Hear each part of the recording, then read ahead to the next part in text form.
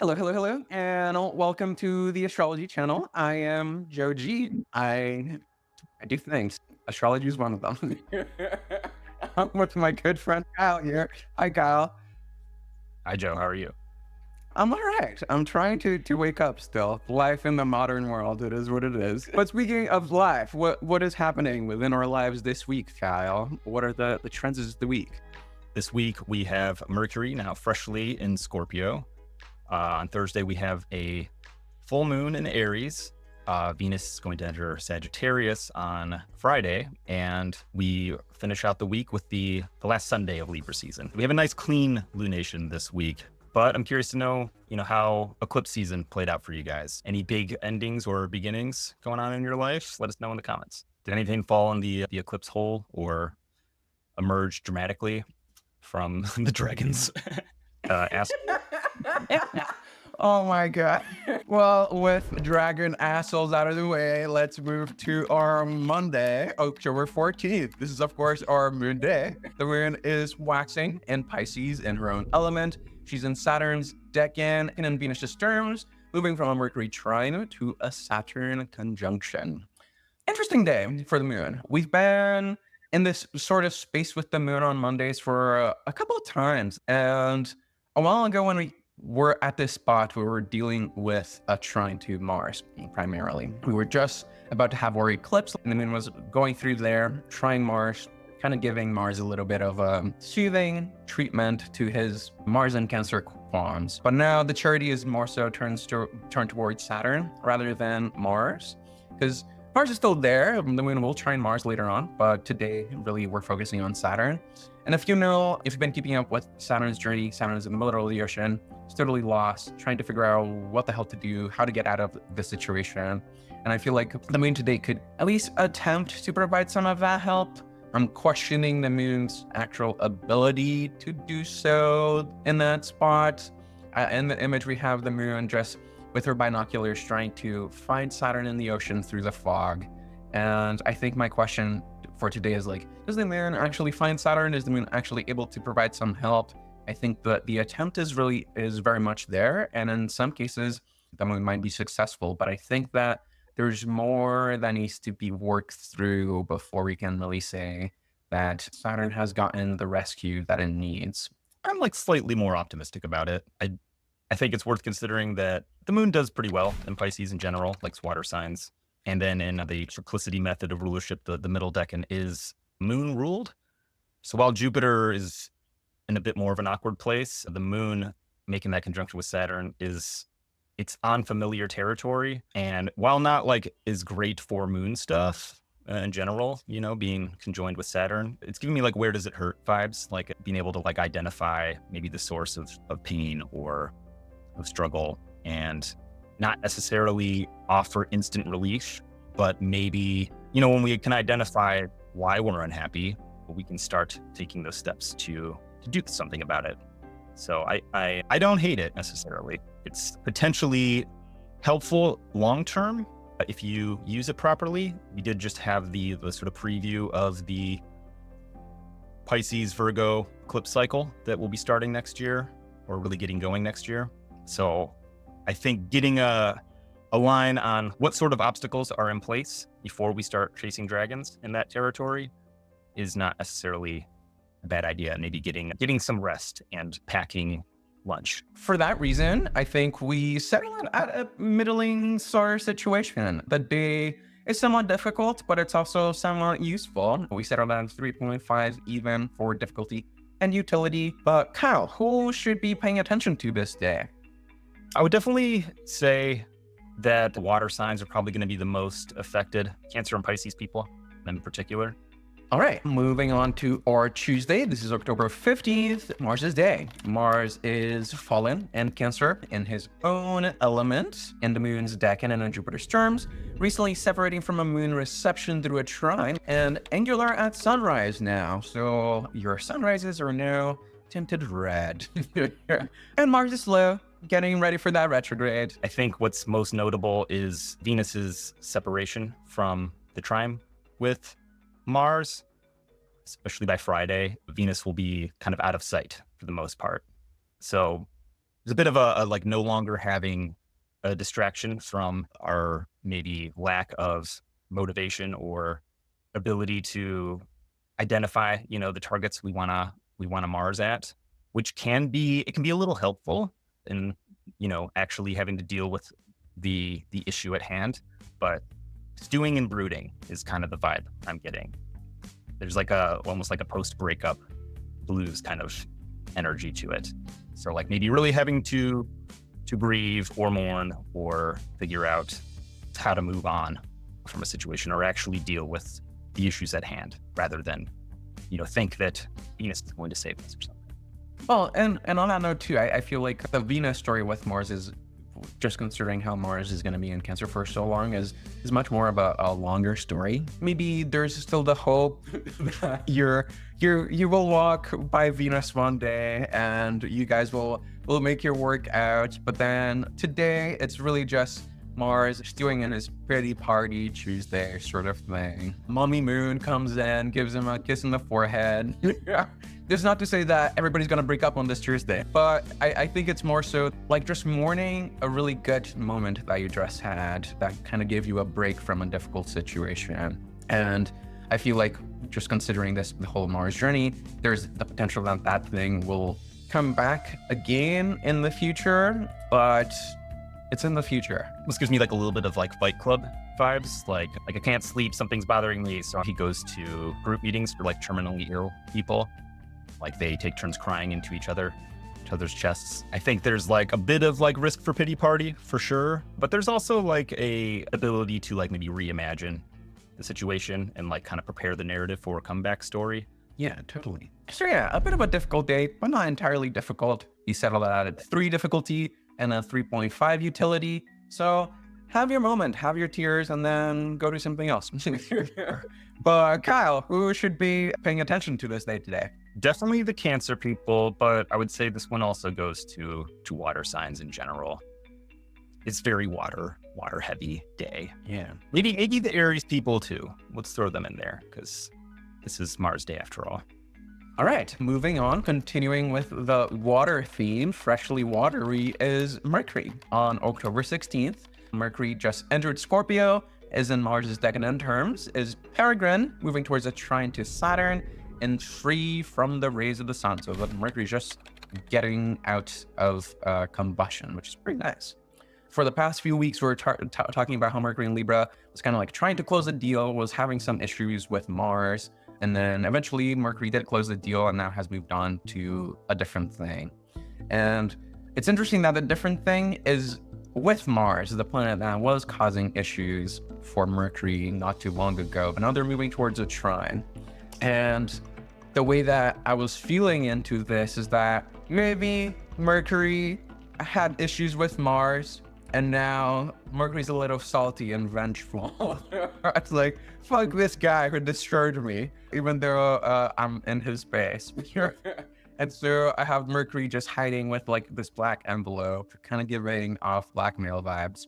But I'm not gonna lie. It just feels like Mercury starting some shit. And I struggled to find a case where starting some shit could be a good idea right now. But maybe somebody else can figure that out for me. I hadn't thought about it like that, but I kind of like that. You never really know what side Mercury is on. Sometimes Mercury will play both sides. It's almost like a bit of like sneaking into the enemy's territory and like sabotaging it from within, delivering the black letter to a select individual who can, mess up Mars's plans. Maybe I'm a little biased towards Mercury and Scorpio. I kind of like Mercury and Scorpio. It's definitely like sleuthy, I think, especially in early Scorpio, where that can be useful in like maybe getting to the heart of like what someone or your own motives are, or identifying deeper like emotional truths about oneself or situation. But there's definitely an ability to chase the lead too far, almost like want an answer so bad that you just take the one that's the most satisfying to you. Or you make some shit up. Yeah, might make it up, but may not realize that it's making it up, which could be an even bigger problem. Yeah, and that's not to say that, like, if you have Mercury and Scorpio, you're totally a piece of shit. That's not what we're trying to say I love here. Mercury and Scorpio. I'll say actually, you're super cool if you have Mercury and Scorpio. Yeah, you're Always. definitely the coolest person. But Yeah. I think that Mercury and the cool factor of Mercury can be maybe a little too cool and a little too edgy to the point where like you getting yourself in trouble. So just watch for not getting yourself in trouble. Maybe Mercury will start into this blackmail journey, but then will actually ally itself at the enemy towards the end. And then maybe you don't want to sour that relationship right now because maybe that friendship could actually get you somewhere. But on that note, we settle at a 2.5 difficulty with a 1.5 utility. There's things that you can do about it, especially with Mars being trine to Mercury and having a little bit of that reception. But I think that it's just important to be careful not to, again, sour that relationship with Mars because that person might be really helpful in the coming days. I think this will have like some effect on, water signs in general, but I'd really be paying the most attention to Gemini and Virgo. Yeah, for sure. Virgo, even more so, I would say. Yeah. All right, moving on to October 17th. This is our Thursday, Jupiter's day and detriment, and his element in the Sun's second and Mars's terms, recently separating from a moon sextile and a Sun trine retrograde. And also, I should say that all these luminary aspects are actually happening during the full moon. And it's pretty nicely configured to Jupiter. The Sun and Moon are trine and sextile Jupiter. So it's kind of receiving some of the juice, getting a little bit of the recharge from the full moon. I think that can be helpful, especially because Jupiter it's still basically stationary. It's starting to move backwards. It's at the beginning of a longer process. So having that spare battery pack maybe is helpful because we'll kind of need to figure things out, how we're going to restabilize maybe the Gemini situation moving forward. Yeah, I think that the thing that I was leaning on with this day was kind of like this idea of a culmination with the full moon.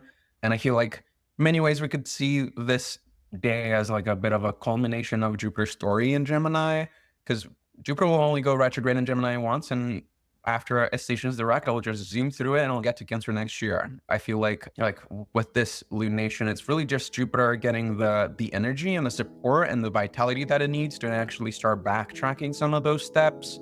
Last week we talked about with the Jupiter image, Jupiter was just taking a little bit of a break while Mercury was in the background, kind of like setting things up for Jupiter to do his job.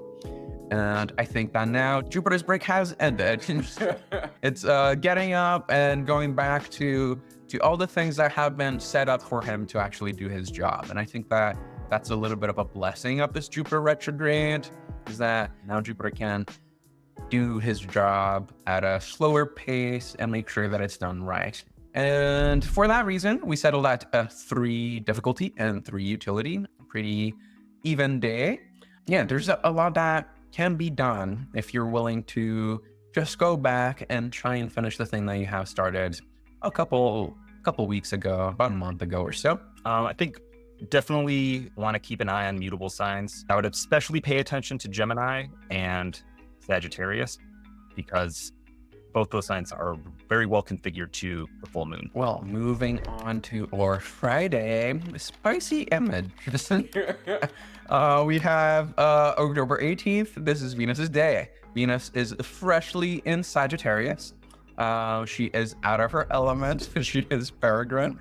And Mercury's that getting on Jupiter's terms. I'm laughing because I know where we're going with this one. Recently departed from a Pluto sextile and now moving towards a Saturn square. Nice, Venus. Look at you go. Well, I gotta explain myself with this image. When I was looking at this day, my main thing was just, okay, we're on a Friday, the sun is rising, and Venus is just entering Sagittarius. She's carrying some of that Scorpio stuff with her still. And one thing that I consistently sort of see with Venus and Sagittarius is just like that. It's like a bit of a party girl placement. The first terms of Sagittarius is also Jupiter's own terms. So it can be a little maximalist. Let's go and party and have all the fun. And so I had that in my head. And then I had Venus and the Mars story and how spicy all of that was. So how do you transition from like a really spicy situation into a party? And I'm like, it's a really spicy party. And this is what Venus is up to today. Just Venus realized that really she wants to like go out and taste the waters. And I think the key word for me for this day is that Venus was not ready to commit to the Mars thing yet. And she wanted to play the field. And she's like the life of the party. All the guys are looking at her. They look a little questionable because of that Saturn square, but I think it is a Saturn square with reception from Venus. So I think that ultimately Venus will party, but then maybe she will change her mind and be like, you know what, that Mars thing was kind of all right. I get similar vibes. I kind of like it. I think it's overall like will feel a little bit more refreshing. While Venus is pretty strong at the end of Scorpio, complicated but has some power. We lose a little bit of that, but we also get a much like easier going, less attached Venus.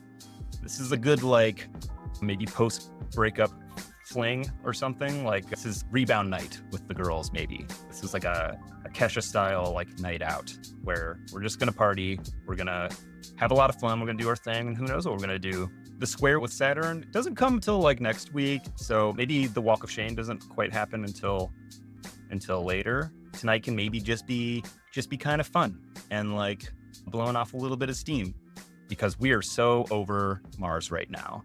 Though I think maybe next week when Venus hits the contra antitia with Mars, that's almost like maybe the awkward encounter at the cafe with Mars where like, oh shit, I just ran into my ex. So today, I don't think difficulty really expresses what we're kind of going for with the day. I feel like it's more so like an eventful day. I don't think it's necessarily difficult, but the eventfulness can feel a little busy. And maybe that's what the difficulty is kind of speaking to. And we settled at 3, but utility is at 2. I feel like today, if anything, is more of a party day. It doesn't feel like a serious day. But on that note, Kyle, who should be going to parties today? Everybody can go to parties today. It's actually a great party day, I think, for all. Party can just be a party. But I would say especially, you're going to see it the most probably in mutable signs, especially Sagittarius. But I would pay attention to your Libra stuff especially, but also your Taurus stuff. All right, getting to our weekend, October 19th. It is our Saturday. Saturn, we all know what Saturn's up to by now. Nothing's really changing. So Saturn and Pisces peregrine, out of element, and Jupiter's decadent terms, seen receiving a trine from Mercury. When I was sitting with this image, I was trying to think about last week. And last week, Saturn was in this bit of void of course moment, really not going anywhere. No one was aspecting Saturn. But then now we have Mercury coming around. And it's interesting because Mercury's forming a trine to Saturn, but Mercury doesn't necessarily love where Saturn is. I feel like Mercury can maybe be entirely disinterested where Saturn is to a certain degree. Especially in Scorpio right now, Mercury has bigger and better things to worry about, like the next major conspiracy theory or whatever.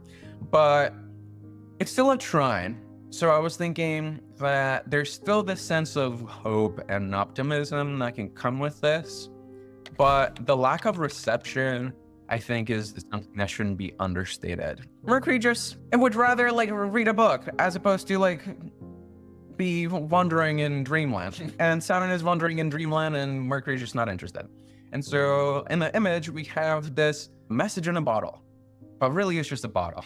There's no message. And Saturn can see it in the distance. It looks like this hopeful moment in the sunset. And it's like, oh man, maybe that's the bottle that will give me the map so I can finally leave this fucking ocean. And then Saturn grabs the bottle and then it's nothing in there. And I feel like that can be a bit of the disappointment of today, or even like a little bit of the difficulty that can come with this. But on a good note, at least you had a moment of hope. At least something happened. Let's say if you're looking for hope in the bottle, that's not what you're going to get. Maybe the first, maybe season 1 of True Detective DVD box set, maybe, but like not hope. Maybe like a pleasant distraction. in A Christmas Story, the kid was trying to collect enough little like cereal box tokens or whatever to get the codex to decode a message that was like in the cereal box or whatever, and he was like obsessed with it for months. So it was just like eating as much cereal as he could. And when he finally gets the little decoder ring and unravels the code, it just says like drink more Ovaltine. Like this thing that you built up in your mind is going to be like a big mind blowing truth. Actually, just ends up being like a, maybe a disappointment, a message to do something fun and distracting, maybe, but not necessarily solve all your problems. And for that reason, today can be a bit of a whatever day. It's not too difficult either. We went with a 2.5 difficulty and a 2 utility. If you want to be excited, maybe today can be good. Just don't be excited about fixing your problems, because it feels like that's not quite the vibe. But Kyle, who should pay attention to today? I'm gonna say that Pisces people in general, but Pisces and Saturn ruled, say Capricorn and Aquarius, is probably where you're going to see most of this. But maybe the Scorpio people as well. Closing our week with October 20th, the last Sunday of Libra season. Our sun's been on a tough little run. The sun is fallen in Libra, out of element in Jupiter's second and Venus's terms, freshly departing from a Jupiter trine in a Mars square and moving towards a square to Pluto. I think this one's pretty rough. The sun's already pretty banged up, like being with a node and the sign of its fall. It's tired. It's been in Libra for so long. And it's like almost out, but then it runs into square with Pluto. Because Pluto is in a sun-ruled decan of Capricorn, there's sort of like a temptation to maybe chase after or reassume a position that was maybe coveted in the past, but can no longer be. There's like a hand emerging from like a dark cave with a crown, like tempting the sun to chase it back down into the underworld. The advice would be to not chase the crown as much as maybe you might be feeling a sense of like looking for something to identify with, maybe especially coming off the back of a loss of some kind, a loss of position or status within a certain arena. But, don't do that. Go party with Venus. Oh man, I hear that. And I think that's what I was going with the image for this one too, because it's a little callback to Virgo. Because if you remember, we also had a very similar situation with the sun being at the very last degree of Virgo on one of the Sundays. And so I was reading this as almost like revisiting the cave, but then now the ask from the sun is a much bigger ask, especially as we're about to go into Scorpio. Like, do you keep the crown to that broken kingdom that you found in weeks prior, or are you willing to look for something else entirely different? And it's interesting, we're just looking at when the sun will be making the next aspect to Pluto, and it will actually be a sextile once the sun enters Sagittarius and Pluto pretty much enters Aquarius at the same time. And I think that's interesting because then the sun will re-encounter Pluto at a place where the sun is much more dignified, because the sun loves fire signs, has shares a fire sign. So maybe you'll find something else and something entirely different. I think the cue here is the like not making the sextile later in Scorpio is a little like oh nope, it's not gonna work out. Like the world is actually moving on without you. But maybe if you move on with it, you'll find a new throne in exile somewhere rather than in the ruins of the old one. For that reason, today is a bit on the difficult side. The sun is pretty stressed out, so it's not the most useful day. We settle at our 1.5, but I think the use of the day is sitting with these stresses and addressing some of these things before we move on to Scorpio. Yeah, I'm very interested in the Leo and Capricorn people. I think especially the rising signs. Maybe leave something in the comments if you're like a Capricorn heavy person, like how you've been experiencing just Pluto's like last little return into Capricorn. On that note, this is our week. October 14th starts with the moon trying to tend to Saturn. Whether she's capable of doing so or not is a mystery. Seems like bigger issues are at hand, but at least there is the potential for identifying what the problem is. I think that's nice. Tuesday, I would say skip the pin party and move on to the laying the groundwork for the comeback story. Yeah. And then on Wednesday, Mercury might get some ideas about Mars's suffering and want to maybe do something with that information. Maybe not. Maybe they'll become friends later on. It's a mystery. I think Thursday's about regrouping for the difficult task ahead. Yeah. And then that leads into Friday's regrouping. And really grouping it up. Dirty man. Saturday is more about looking for maybe finding hopefully constructive and useful distractions, maybe rather than solutions to your existential crisis. And then on Sunday, we're just going full existential crisis. Yeah. We're just like really leaning into it. Have a nice crisis, everybody. Have a nice crisis. Yeah, I like it. But yeah, looking at our ratings for the week, it looks like we're at like a 3 average, it seems. The only kind of tricky thing is that utility is taking a bit of a seat back since previous weeks. Yeah, so we'll give it a good, 3 difficulty, and maybe not like the most useful week. So about a 2.5 on utility. I was about to say it's a bit of a hard work with no fun week, but it's really not that. We're maybe a little underpaid for this week. Yes, totally. But it is what it is. We live and we learn, and we move on to bigger and better things. That's the thing to do. Anyways, this is the week, guys.